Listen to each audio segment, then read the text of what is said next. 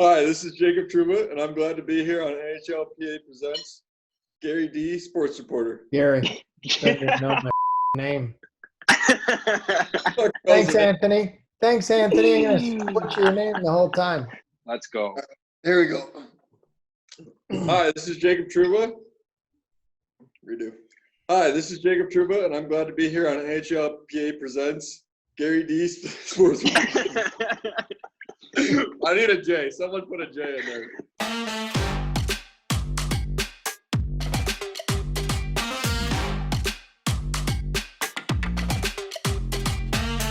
Who went to Michigan first? Same year.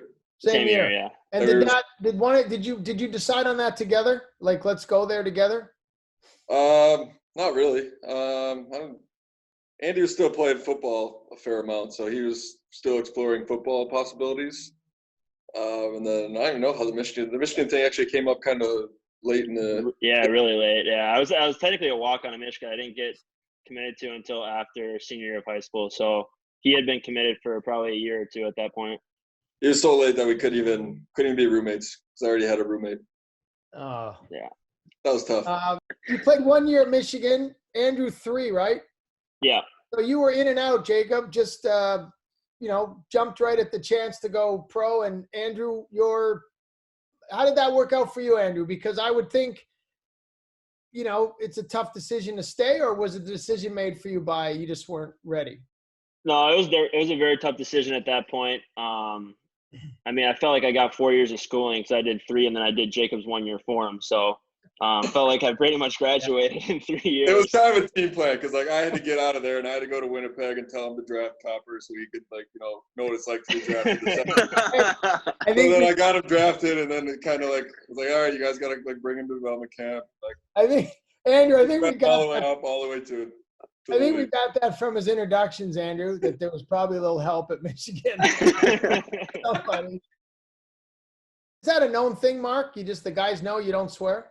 At first, no one really noticed, and then once one person was like, "Hey, do you swear?" and I'm like, "No."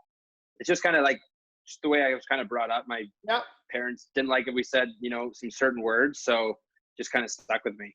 So how do you chirp, guy? I just can't imagine chirping a guy without.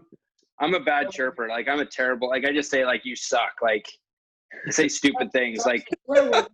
Suck's a swear word. Hate to break it to you. Depends. No, it's not. You looked all worried there. You got nervous for a second. He's like, I did. I was like, oh my gosh, my mom's gonna watch this and I'm gonna get in trouble. I just said suck. Let's talk about getting sent down. Jacob, I don't think you've been sent down. Not yet. I can't believe this topic's coming. Might have just jinxed that. No. I hope not. Not with your contract. Andrew, I saw you got sent down once, but it might have been because Winnipeg was done. Nope. I got sent down. I played my first full year in the NHL, and then started the second year, I got sent down at the start of the year.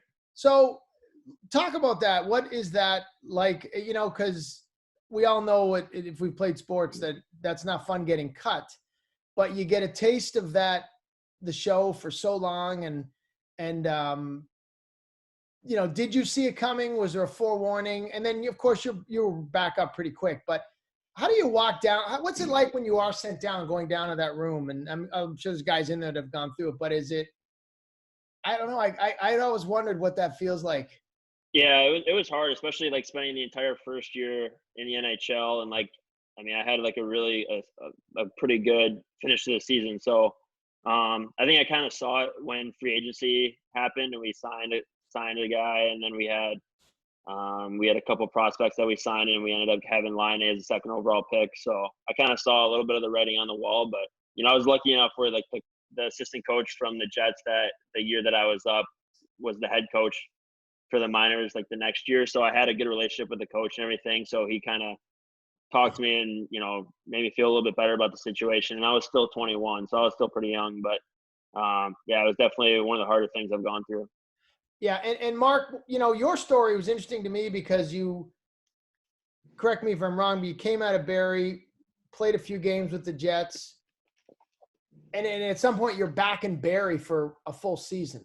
That's got to suck when you're up there tasting that and you're going back to play with 16-year-olds? It was really weird. I'd say the first year I handled it better than the second year. So yeah, the first year I played 7 games.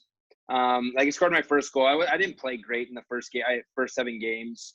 I played good in preseason, and I was like, okay, like this, maybe this will work. And then it got to the regular season, and I was like, okay, this is tough. Like I have to put in a lot of work. So the first year I was, I was definitely, I took it better. The second year was kind of weird because it was the lockout year. So I played, I played up until Christmas in Barrie. We had World Juniors, and then the lockout ended on like January 4th or whatever. So we're actually flying back to Canada from Russia, and the lockout ends. So obviously a lot of guys are like, okay, like, am I going to the NHL? What's going on? So I ended up getting back to Barrie, packed my bags, left the next day for Winnipeg, and then played 5 more games, and then got sent back down to junior and played from like March and played the playoffs. And we had a good playoff run. But that right when I got sent back, I probably had a month where I was a little grumpy. I went through, I kind of, battled some stuff, getting sent down. I felt like I could have stayed in the NHL and wanted to stay in the NHL, and then getting sent back down to junior. You're like,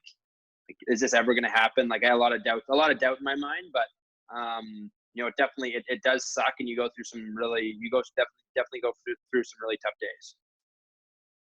2 things I want to ask you. How important is it that as a kid you take a break from hockey?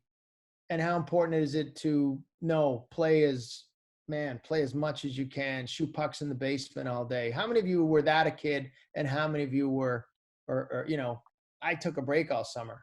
Man, I'm definitely on the break train. I still take a break from like after a season. I don't really touch a hockey stick or do anything for like a month just to do something else and not really think about it, because you're always going so much and that's all you're doing and thinking about. It gets pretty exhausting at times. So I think a break is definitely important, especially when you're a kid. Go do something else. Like you don't want to, and getting burnt out on something is a very real thing when you feel, I guess, forced to do it as a kid. If you enjoy shooting pucks and want to go shoot pucks, then go shoot pucks. But you don't have to. If you want to go play baseball, go play baseball. Yeah. I think taking a break too. I love hockey, so I can't really say that because I finished the season. I'm on the ice in a week. But I also enjoy doing other things too. I'll go and skate for an hour, but then I go and play 36 holes of golf. Or, Andrew can attest to this. I think we've played every sport other than hockey every day just to stay busy. Whether it was hitting baseballs across the road at each other or whatever it is. So I think that's I enjoy doing everything. I did everything as a kid. Me and my brother and sister did everything as kids. I think you learn all those valuable skills playing other sports, and then whatever sport you love the most when push comes to shove, that's what you decide on. But you just got to enjoy it all. Who gets the most fired up when things aren't going well of the 3 of you? Copper. Oh, wow. Yeah. In what sense? Is it not going well for him, or not going well for the team, or both? I think we're talking more about fandom right now. We're fired up in general, not really a hockey wise. I would say Mark. He's a fired up individual. Really? Like anything else, it's usually kind of, you want to get him going on politics right now, he'll get fired up. Talk to me about Michigan football and get fired up. just a fired up guy. You try to take the controller from him on Saturdays, you're dead. All right, guys. Good luck. Thanks a lot.